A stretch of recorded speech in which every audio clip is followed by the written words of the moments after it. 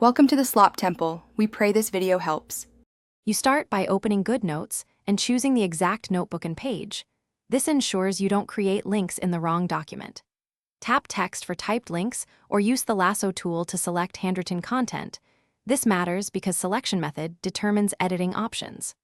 Once you've selected the target content, decide whether you need an internal jump to another page or an external web URL, since the next steps differ slightly based on that choice. Now create the link. If you're using typed text, double-tap the text box and tap the link icon to paste an external URL or pick page to point internally.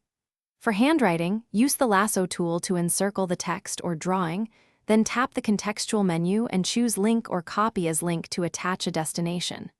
Make sure to set the correct target, external web address, specific page number, or another document, because Goodnotes will use that exact target when tapped. Finish by exiting edit mode and tapping the new link to verify it goes where you expect. This quick test prevents navigation surprises later. If you need to change it, select the link object and edit the URL or page target directly. Goodnotes preserves formatting.